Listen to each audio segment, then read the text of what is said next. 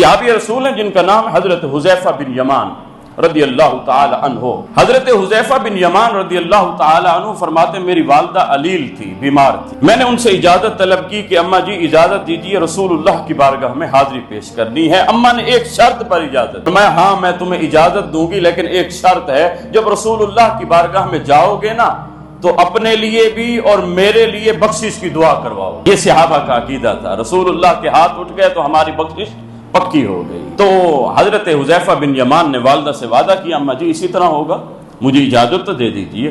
اماں نے کہا ٹھیک ہے جائیے۔ حضرت حذیفہ بن یمان رضی اللہ تعالی عنہ حضور کی بارگاہ میں آئے، نماز مغرب ادا کی۔ حضور نماز مغرب کے بعد میرے آقا نوافل میں پھر جاری و ساری ہو۔ میرے آقا سبحان اللہ قربان جائیے، میرے آقا کو جو ہے وہ نیکوکار بننے کی کوئی ضرورت نہیں، میرے آقا کے کوئی گناہ نہیں، حضور ہر وقت پاکیزہ ہیں، لیکن قربان جائیے عبادت کی، فرض پڑھا، پھر میرے آقا نوافل شروع کر دی۔ آج ہمیں فرض پڑھنے کی بھی فرصت نہیں۔ صاحب ذرا غور کیجئے، رسول اللہ سے بڑھ کر بھی کوئی مصروف ترین ہستی اس دنیا میں اس کائنات میں ہو سکتی ہے؟ بتائیے مجھے۔ رسول اللہ صلی اللہ علیہ وآلہ وسلم کے جن کے کندھے پر جو ہے وہ دین اسلام کا پورا مشن تھا، اور میرے آقا نے اس مشن کو مکمل طور پر سر انجام دیا۔ رسول اللہ صلی اللہ علیہ وسلم مغرب کے بعد نوافل پڑھنے شروع ہو گئے۔ اب حضرت حذیفہ بن یمان نے والدہ سے وعدہ کیا تھا، اب کہنے لگے اب میں کس طرح جا سکتا ہوں؟ اب ایسے خالی چلا گیا تو والدہ نے تو پوچھنا ہے، تو جواب کیا ہوگا؟ فرمایا پھر میں بیٹھا انتظار میں رہا یہاں تک کہ عشاء کا وقت ہو گیا۔ میرے آقا کے نوافل جاری ہیں۔ صاحبو یہ عبادت ہے، صاحبو یہ اللہ کے ساتھ یہ ہم کلامی ہے، یہ اللہ کے ساتھ تعلق ہے۔ رسول اللہ صلی اللہ علیہ وسلم رات بھر بھی میرے آقا عبادت کیا کر۔ اب حضرت حذیفہ بن یمان کہتے ہیں میں آیا ہوا تھا، اب میں گھر بھی نہیں جا سکتا، والدہ سے اجازت لی تھی، والدہ نے کہا تھا اپنی اور میری بخشش کی دعا کروانی، یہاں تک کہ عشاء کا وقت ہوا، عشاء کی اذان ہوئی، یہاں تک کہ حضور مصلی امامت پر آئے، میرے آقا نے امامت کروائی، ہم نے ابتدا میں نماز پڑھی۔ جب نماز عشاء ادا ہو گئی نا، حضرت حذیفہ بن یمان کہتے ہیں میرے آقا اس کے بعد گھر جانے لگے۔ کہتے ہیں کہ ملاقات کا موقع نہ ملا۔ حضور جب گھر جانے لگے تو اب میں دل میں پریشان تھا کہ میں گھر جاؤں تو کس منہ سے جاؤں، والدہ کو جواب بھی تو دینا ہے نا۔ کہتے ہیں کہ میں اب حضور کے پیچھے حضور آگے رات کا وقت تھا، اندھیرا تھا، اس وقت یہ روشنیاں نہیں تھیں حضرات ذی وقار، وہ تو مسجد میں بھی چراغ جلایا جاتا تھا نا۔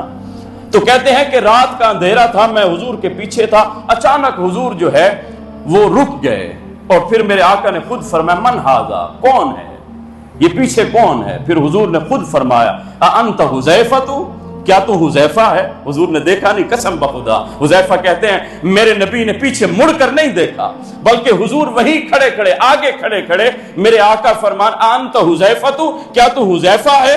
کیا تو حذیفہ؟ یا رسول اللہ میں حذیفہ ہی ہوں۔ تو میرے آقا نے جو ہے یہ پوچھنے کے بعد میرے آقا نے فوری فرمایا غفر اللہ لکا ولی امی کا، اے حذیفہ اللہ تیری بھی بخشش فرمائے، تیری ماں کی بھی بخشش فرمائے، بتا کس کام سے آیا ہے؟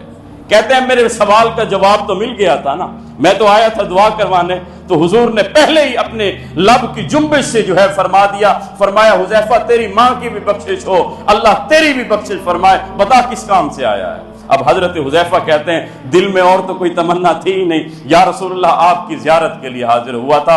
تو میرے آقا فرمانے لگے ہاں حذیفہ سنتا جا، مجھ سے ایک بات سنتا جا۔ فرمایا ابھی میرے پاس ایک فرشتہ اللہ کا سندیشہ لے کر حاضر ہوا ہے۔ فرمایا وہ اس روح زمین پر وہ فرشتہ آج سے پہلے کبھی نہیں آیا۔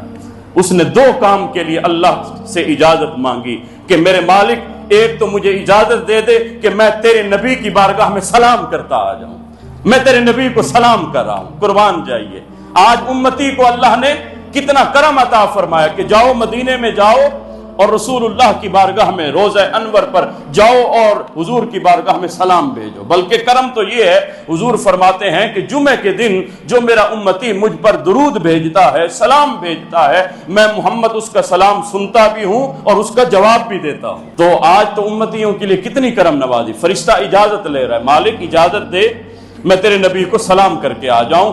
فرمایا کہ یہ فرشتہ مجھے سلام کرنے آیا، اور دوسری بات وہ یہ کہنے آیا کہ اے محمد عربی صلی اللہ علیہ وسلم، اللہ نے یہ خوشخبری بھیجی ہے کہ اے محمد صلی اللہ علیہ وآلہ وسلم، آپ کے حسن و حسین جو ہے نا، فرمایا یہ جنت میں نوجوانوں کے سردار ہوں گے۔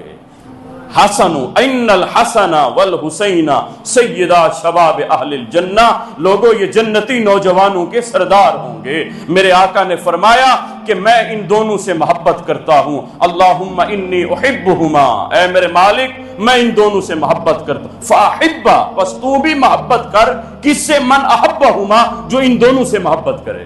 اور فرمایا کہ اے میرے مالک جو ان سے بغض رکھے تو بھی ان سے بغض فرما۔ تو میرے آقا حضرت محمد مصطفیٰ علیہ الصلوۃ والسلام نے اہل بیت کی محبت و مودت کے بارے میں